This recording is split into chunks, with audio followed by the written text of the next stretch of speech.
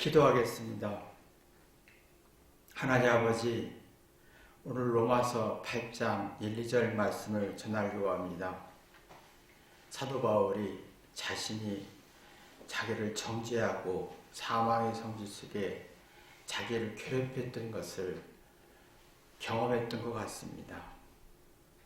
예수님 만나고 나서 이게 얼마나 악하고 미련한지를 깨달은 내용을 전하려고 하오니 성령께서 역사하셔서 이 말씀이 온전히 전할 수 있도록 축복하여 주옵소서.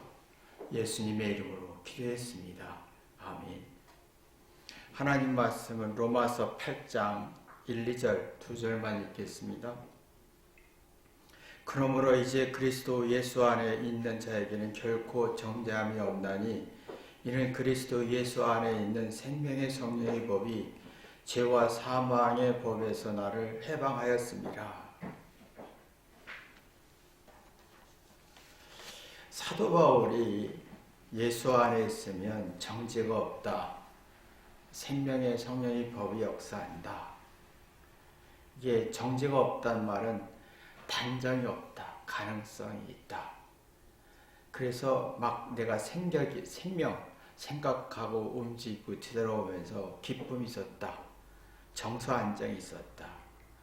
뭔가 해보려고 하는 의욕이 생겼다. 이게 이제 정죄가 없다. 생명의 법이다. 생명의 성령의 법이다. 라는 거예요. 근데 예수님 만나기 전에는 나는 정죄가 많았다. 이는 자학적 성질인데요. 자기 스스로 학대하고 자기 스스로 괴롭히고 자기 스스로 무시하고 자기 스스로 열등감 갖는 죄의 성질입니다. 그러니까 내가 누군가 똑같이 내가 힘든 만큼 내가 나 자신을 학대하는 만큼 또 누구를 괴롭히고 싶은 학대하는 성질을 갖게 됩니다. 그래서 정서불안에 사망의 성질이 생기더라. 듣기 싫고 생각하고 싶지도 않고 사리 분별을 하지 않고 미친 자처럼 주장만 하고 자기 멋대로 하고 이게 내 모습을 봤다. 예수님 안에서 여기서 벗어나 보니 이게 나를 괴롭히는 게 너무 힘들었다. 근데 여러분 보시지만요. 누가 괴롭히는 건 이제 5%도 안 됩니다. 돈이 없어서 괴롭힘 당하고 또 공부 못해서 괴롭힘 당하는 건 인생의 5%도 안 됩니다. 누가 나를 괴롭히고 스트레스 주고 힘들게 하는 건 나쁜 조건이 있고 돈이 없다 해서 괴롭힘을 당하는 건 사실은 5% 수준입니다. 실제는 내가 95% 내가 나 자신을 괴롭히는 나를 힘들게 하고 나를 미치게 만드는 게 어느 누가 아니라 나 자신이라는 걸 보게 됩니다. 그 사도 바울이 이제 이걸 알고 나서 뭐라고 표현했냐면 그러므로 이제라는 단어를 씁니다. 이제라는 지난 과거의 삶의 패턴이 너무 악했다. 어리석었다. 참 문제가 많았다. 잘못이었고 악이었다. 사망의 성질이었고 정죄의 성질, 자기를 학대하는 성질이 너무 많았고 그 결과 누구에게 또 괴롭힘을 주는 성질이 너무 많았다. 이게 무슨 말이냐면 자신이 율법학자였어요.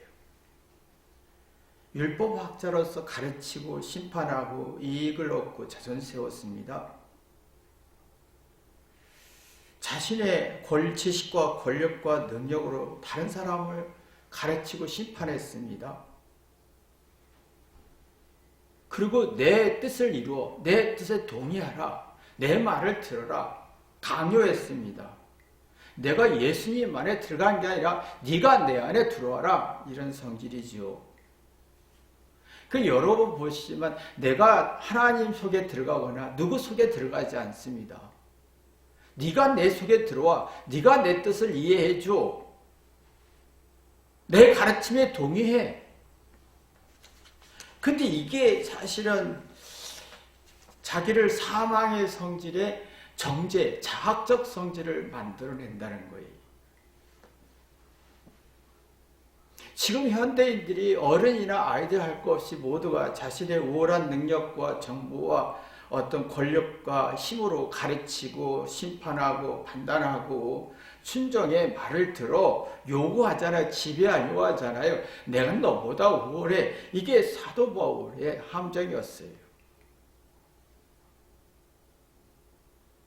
이게 생명의 성령의 법이 역사하는 게 아니라 사망의 법이 역사하고 정죄하는 법이 원인이었다는 거예요. 우리도 사도 바울처럼 너는 내 느낌에, 내 감정에, 내 주장에, 내 정의에, 내 뜻에 네가 나한테 들어와서 순종해. 내 자신의 우월한 정보와 지식으로 가르치고 권면하면서 상대를 굴복시키려고 하고 상대를 단정하고 상대를 전쟁하고 근데 이게 어떤 함정이 있냐면 나는 잘못 없어. 너는 잘못 있고 나는 잘못 있어. 상대를 부정하고 자기를 긍정하면 이 성질이 누군가를 비판하고 단정하고 정죄하고 자학적 성질을 주고 그 성질이 또 나한테 자학적 성질을 만들게 되는 거죠. 그러면 누구의 말도 듣지 않습니다. 그럼 멘탈이 약해지죠. 정신력이 약해져요.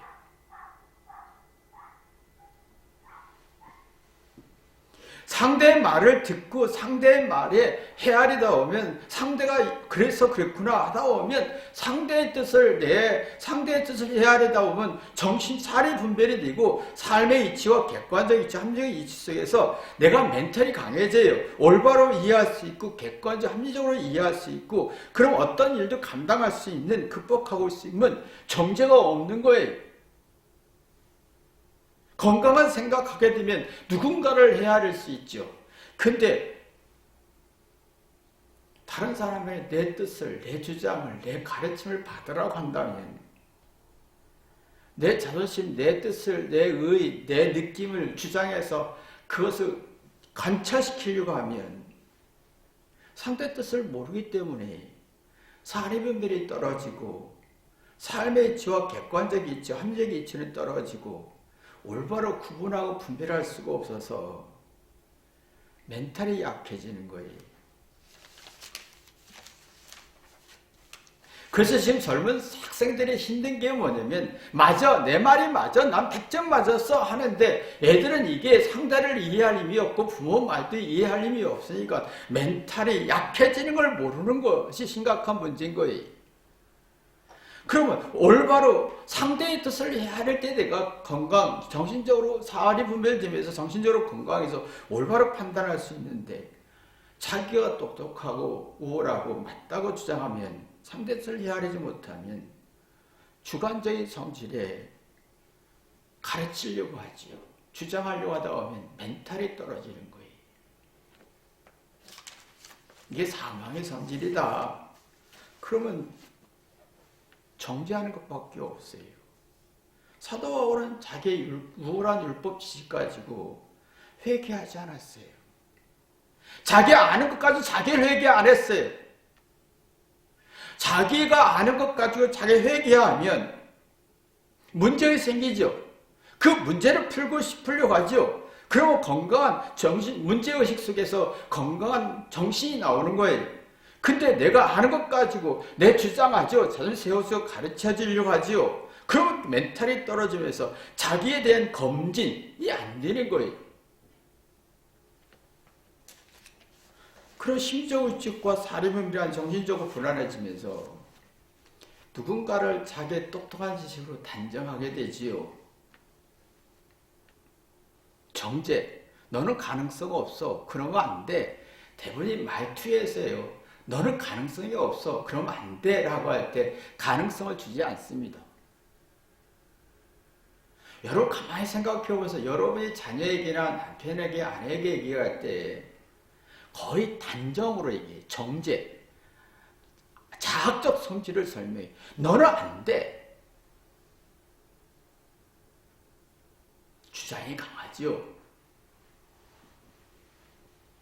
그러면 그러면 내가 주장이 맞는 말 10%하고 나머지 내가 내라는 걸 주장할 때 맞아요. 10% 맞아요. 그러면 B, C, D, F라는 의견도 있고 생각이 있어요. 이거 종합할 힘이 없는 거예요. 그런 사례 분별이 해도 종합할 힘이 없으니까 맞는 10%를 주장하니까 속마음이 양심의 세계에서 괴로운 거예요. 속마음은 사랑하고 싶고 희생하고 싶고 돕고 싶고 이해하고 싶은 본능적인 양심의 세계, 이게 죽어버리니까 사례 분별 정신적으로 빈약해지죠. 그럼 자기가 불안하니까 누군가를 공격하게 됩니다. 이런 사람은요, 자기가 행동과 말과 주장할 때 이게 참 내가 말을 잘한 건 10%인데 잘못은 90%예요. 잘하는 걸 막 확대하고 설명하고 잘못은 네가 나를 이해해줘. 그게 자기 마음을 속마음을 괴롭히고 상대의 말을 1도 안 듣고 자기 생각을 주장하고 네가 나를 이해해야지 그러면 상대는 쓰레기 같다고 표현합니다. 역겹다. 네가 말한 걸 내가 받아들일 힘이 없다. 다 정제적이고 사망제의 성질이 강하기 때문에 사도 바울은 예수님의 사랑을 회개해보니 디모데전서 1장 15절 보면 죄인 중에 괴수라겠습니다. 다윗은 시편 51편 5절 보면 나는 태어나부터 악이었다라고 표현해요. 하나님의 율법을 깨닫고 보니 내 율법 가지고 나를 거울 삼은 거예요. 나를 본 거예요. 죄밖에 없는 거예요. 그런 사례 분별이 되면 정신적으로 강해지죠. 그러면 내가 말투에서 상대에게 가능성을 줘요. 단정하거나 정제하거나 자학적 성질을 주지 않습니다. 가능성, 긍정적인 성질을 줘요. 근데 내가 잘했다라고 하고 내 의의에 거울 삼아서 내 상대에게 부정하면 정말 역겹고 쓰레기 같은 말만 하게 되는 거예요. 사도 바울은 이걸 예수님의 사랑을 해서 회개하고 깨닫고 율법을 속에서 나를 자기의 율법의 정신 가지고 자기의 거울 삼아 자기를 잘못을 점검하는 직시하게 됐지요. 올바로 이해하다 보니까 멘탈이 건강해지니까 이렇게 살아서는 안 된다라고 이제라고 단을 쓰네. 그러므로 이제 난 이렇게 안 살고 싶다. 난 찬성하고 싶지 않다. 우리가 말투에서 보면 생각해서 말투에서 보면 상대에게 자학적 성질, 너는 그래서 안 돼. 너는 내 가르침에 동의를 해야 돼. 거의 정제, 자학, 부정적이고 사망의 성질을 주는 거예요.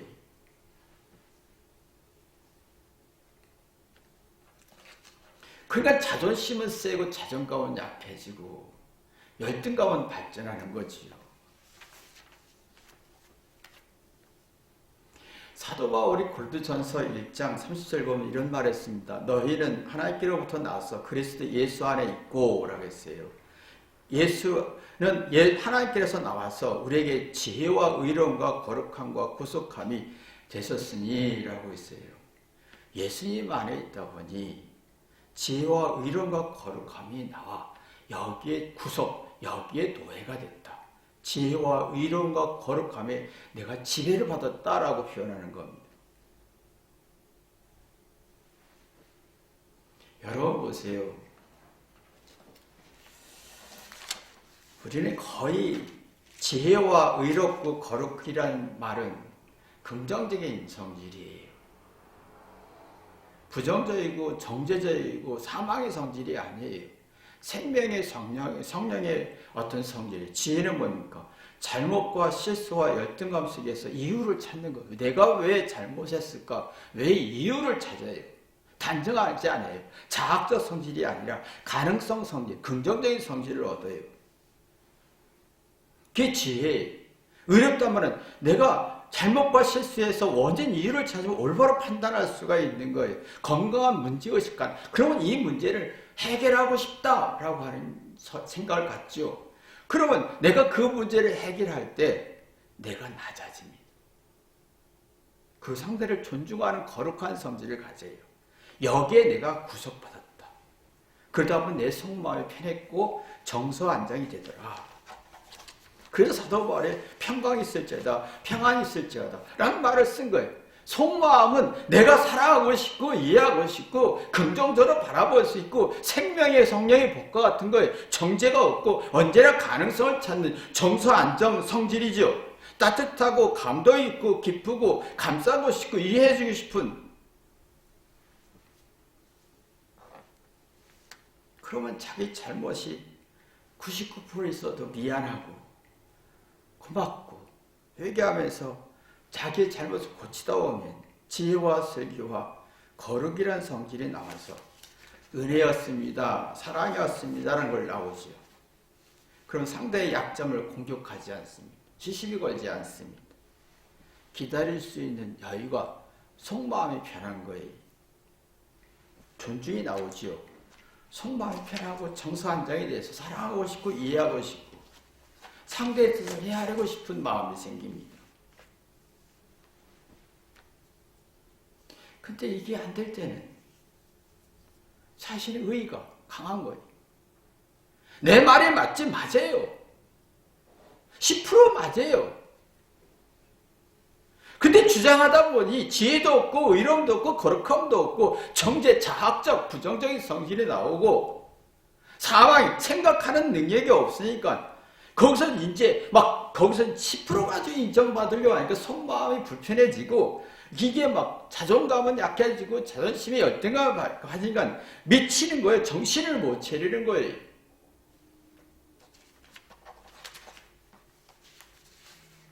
자신이 스스로 미치고 괴롭히는 거 알잖아요. 그러니까 내가 누구 말을 듣는 게 싫은 거예요. 남남이 나와 관계없는 사람인 거예요. 그냥 나는 나고 너는 너야. 나를 건드리지 마. 나를 기분 상하게 하지 마. 나를 기분 나쁘게 하지 마. 나를 정죄하지 마. 자학하지 마. 부정하지 마.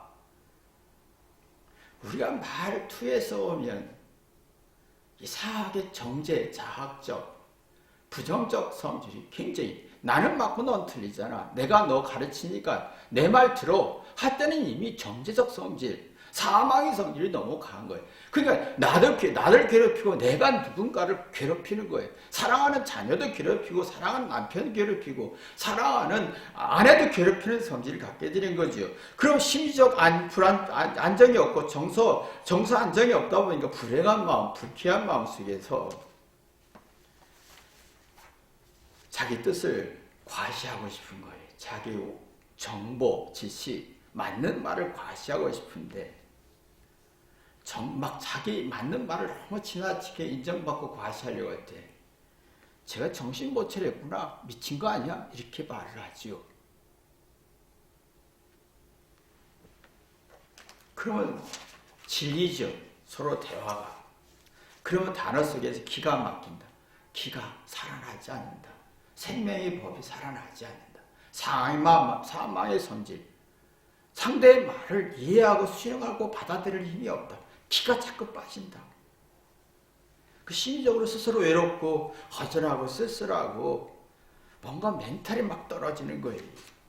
그래서 지금 젊은 사람들이 결혼해서 1년 조금만 살다 보면 서서히 지옥이라는 걸 느낍니다. 서로가 자기 똑똑한 거 오른 가지고 정죄하고 사망의 성질을 막 퍼부어대는 거예요. 자존 세우고 막 질르는 거예요. 막 기싸움에 잦아지죠. 정신 며칠이고 서로 미친 짓만 하는 거예요. 상대의 뜻을 1도 이해 못하는 거죠. 자기 우월하고 똑똑하고 맞는 말을 막 해요. 이게 얼마나 사망의 성질과 정죄에서 자학적 성질, 상대를 괴롭히는 성질이라는 걸 모른다는 거지. 이런 사람들을 보고 미쳤구나, 미쳤어. 제가 정신을 못 차리네. 그게 정서불안에 사랑을 느낄 수가 없어요. 아내가 아무리 사랑하고 남편이 아무리 사랑해도 사랑을 못 느끼는 거예요. 상대가 나한테 잘해주는 건 사랑으로 받지 않아요. 자존심으로 받지요. 여러분이 상대가 나한테 잘해줄 때 자존심으로 반응하지 사랑으로 반응하지 않습니다. 상대가 나한테 잘해줄 때 사랑으로 받는 사람 회개합니다. 나 같은 사람이 이렇게 해주다니. 그러면 상대가 사랑으로 받는 사람은요, 상대가 나 희생하고 노력하는 걸 이해하죠. 저렇게 고생하고 힘들게 애쓰네. 그래서 나한테 선물 주고 이렇게 애쓰네. 상대를 아픔을 헤아리고 노력을 헤아립니다. 자존심은요, 상대가 주는 건 당연해. 정서불안에 정죄와 비난, 짜증을 냅니다. 그래서 사람들이요, 지금 젊은 사람들이 이런 얘기를 들었습니다. 누구한테 500만 원짜리 명품 가방을 받았대요. 근데 친구가 1000만 원짜리 받았다는 거예요. 그래서 화가 나서 헤어졌다는 거예요. 야, 이게 참 상대가 100만 원짜리든 50만 원짜리든 이걸 얼마나 돈을 모아서 애썼고 알바 어떻게 하고 고생하고 이걸 헤아리다 보면 내가 감동이 있고 행복이 있고 기쁨이 있고 생명의 성령의 법의 역사에서 정죄가 없는데 상대가 1000만 원짜리도 500이든 100만 원짜리 당연해 라고 할 때는 자존심으로 반응하지 사랑으로 반응하지 않습니다. 남남인 거예요. 상대가 나한테 줄 때는 사랑으로 반응하는 사람은 함께 할 수 있죠. 사랑할 수 있어요. 근데 다 자존심으로 반응해서 사망의 법에 정죄의 법에 그 올무에 노예가 된다는 거지. 그 남남끼리 사랑하려고 하니까 힘들지 어렵지요. 헤어질 수밖에 없습니다. 남남이에요. 사랑이라는 명분이고 남남인 거예요. 상대가 잘해줄 때는 사랑하는 사람은 내가 회개하면서 상대의 노력과 고생과 최선을 다한 걸 감동을 받지요. 그러면 가치를 따지지 않어요. 100만 원짜리, 50만 원짜리, 20만 원 상관없습니다. 자기 행복하니까.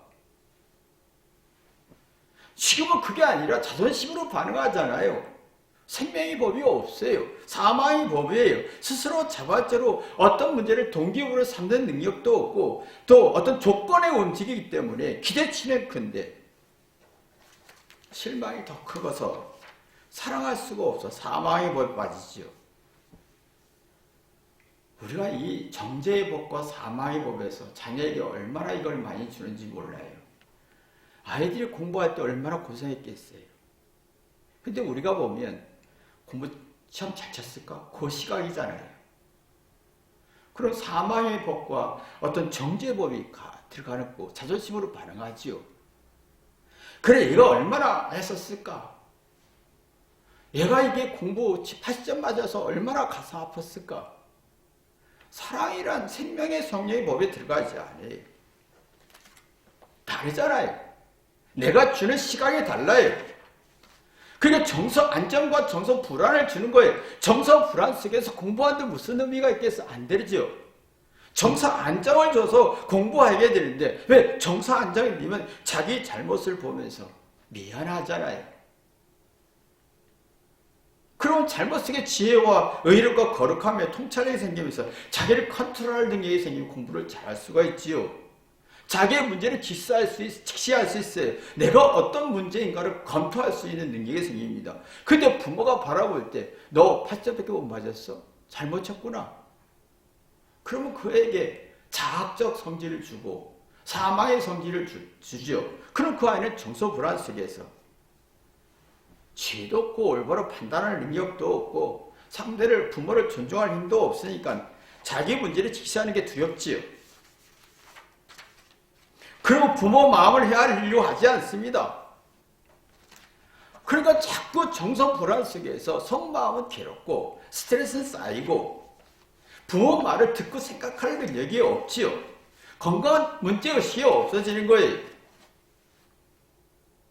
아무리 노력해도 효과가 없지요.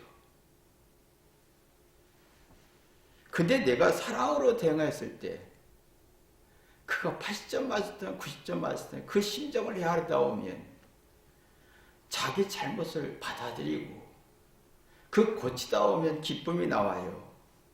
그러면 내가 80점마다 행복할 수 있고 90점마다 행복할 수 있고 10점마다 행복할 수 있는 동시에 내가 그러면 내가 30점 왜 틀렸을까? 20점 왜 틀렸을까? 10점 왜 틀렸을까? 그걸 뒤돌아보면서 동기부를 삼죠. 어떻게 이걸 고칠 것인가? 그럼 즐거움이라는 게 나옵니다. 즐거움은 함께하는 즐거움이에요. 엄마 아빠와 함께 내 슬픔도 함께 의미도 느끼고 가치를 느끼고 내 실패에서도 즐거워할 수 있어요. 부족하면서 즐거워할 수 있어요. 왜? 거기는 지혜가 나오니까. 모든 게 동기부여가 되니까. 그럼 정서 안정 속에서 엄마 마음을 헤아리죠. 부모의 마음의 아픔과 사연을 이해하고 싶죠. 누구의 사연과 아픔과 외로움과 상황을 이해하고 싶죠. 자기를 되돌아옵니다. 강한 의지가 나옵니다. 그건 믿음이 생깁니다.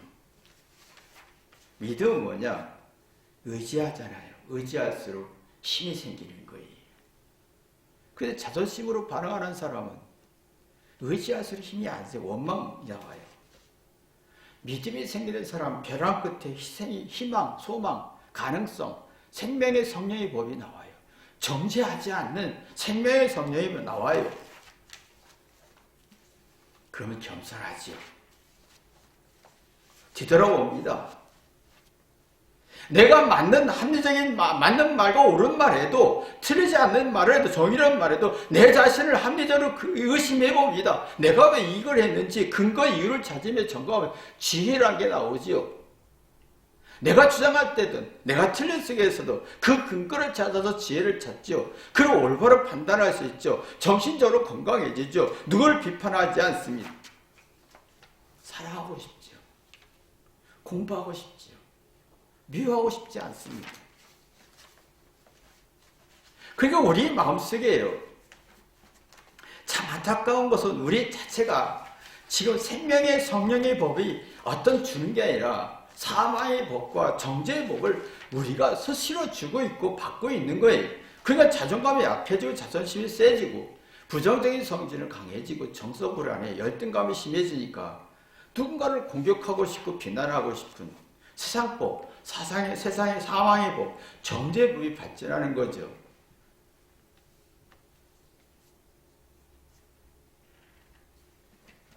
참 이게 어느 순간에 우리는 자기를 괴롭히고 있어요. 자기 속마음을 불편하게 하고 스트레스 주는 걸 모르는 게죠. 그래서 사사건건마다 시비고 대립되고 기싸움이 되고 스스로 피곤하고 정이 떨어지죠. 평생 주장하다 꼰대가 되는 거예요. 스스로 의기소침되는 거지요. 그러다 보니까 내 한쪽으로 치우치는 거예요. 사망의 법에 빠지는 내 한쪽, 내가 원하는 쪽, 편향적 사고지요. 내가 느낀 거, 내가 정의로운 거, 네가 나한테 동의를 얻어. 네가 나한테 동의해. 내 말 들어. 근데 놀라운 것은 이걸 요구할 때는 호감이 상실돼요.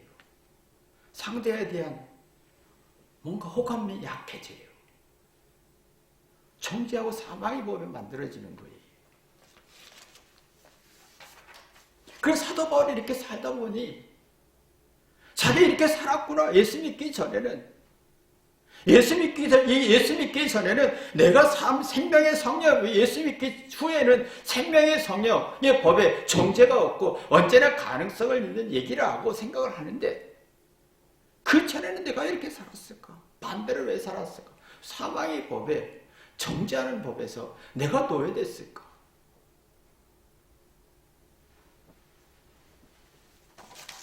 그래서 자기가 자기를 괴롭히는 거 알고 야 이렇게 살면 안 되지 않느냐 라고 하는 뜻으로 이 로마서 8장 1, 2절을 쓴 겁니다. 이런 고민이 여러분이 고민이 되기를 주님의 이름으로 기도합니다. 기도하겠습니다. 하나님 아버지, 내가 나를 진짜 사랑하는가? 생명의 성령의 역사에서 정죄하지 않는 가능성 있고 긍정적인 성질을 갖나? 그러니 사게 나는 말투에서 생각에서 정죄하고 누군가에게 욕하고 비난하면서 그러면 안 돼 라고 자존심 세우고 똑똑한 짓 다 하는데 자기가 자기를 괴롭힌다는 걸, 자기가 자신을 자학한다는 학대한다는 거, 그래서 누군가를 학대하고 부정한다는 걸 깨닫게 도와주옵소서. 이 괴로움을 느끼어 회개했던 사도 바울처럼 우리도 이 진리를 분명해서 사도 바울처럼 회개할 수 있는 깨달음 있게 도와주옵소서. 예수님의 이름으로 기도했습니다. 아멘.